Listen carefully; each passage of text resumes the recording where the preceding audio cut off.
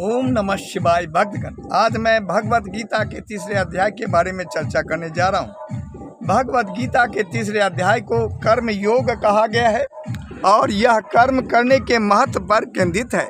इस अध्याय में यह बताया गया है कि कोई भी प्राणी कर्म किए बिना नहीं रह सकता।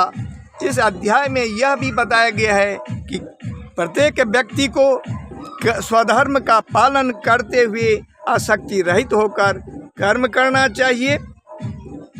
यह अध्याय मन को नियंत्रण में रखने, इच्छाओं को बस में करने और कर्मों को ईश्वर को समर्पित करने का शिक्षा देता है। भगवान श्री कृष्ण इस अध्याय में फल की इच्छा किए बिना कर्म करने का मार्ग अर्जुन को बताते हैं और वे बताते हैं कि कर्म के फल की आसक्ति के बिना किया गया कर्म व्यक्ति को आध्यात्मिक शुद्धि की ओर ले जाता है। हर व्यक्ति को अपनी प्रतिभा और रुचि के अनुसार अपने स्वधर्म का पालन करना चाहिए और उस क्षेत्र में एक उच्च आदर्श स्थापित करना चाहिए। इसके साथ साथ यह अध्याय यह भी बताता है कि इच्छाएं शत्रु है, इसे बुद्धि के बस में करना चाहिए। निष्क्रियता से मन भटकता है और इंद्रिय सुखों पर विचार करता है। और इस अध्याय में यह भी बताया गया है कि काम ही क्रोध का मूल है, जो रजोगुण से उत्पन्न होता है।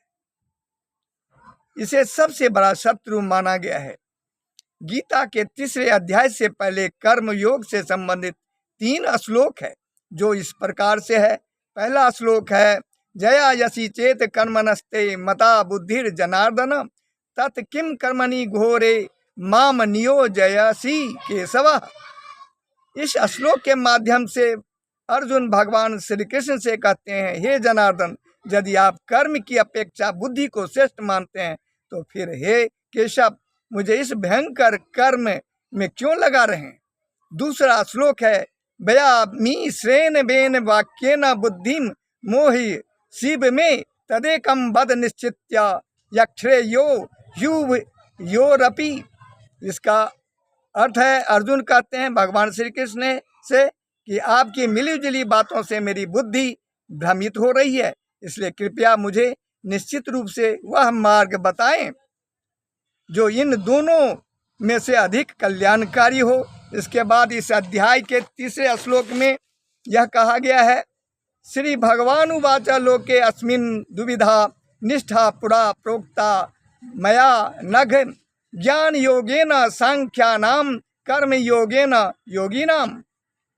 इसका अर्थ है, भगवान श्री कृष्ण कहते हैं कि हे निष्पाप अर्जुन, इस श्लोक में योगियों के लिए ज्ञान योग और योगियों के लिए कर्म योग के रूप में पहले ही 2 प्रकार की निष्ठा बताई गई है। तो भक्तगण, ये थी गीता के तीसरे अध्याय के बारे में जानकारी। मेरा अगला वीडियो देखने के लिए मेरे चैनल को लाइक एवं सब्सक्राइब करें, साथ ही अपने साथियों को भी शेयर कर दें। अगले वीडियो तक के लिए आपसे विदा चाहता हूँ। जय श्री कृष्ण।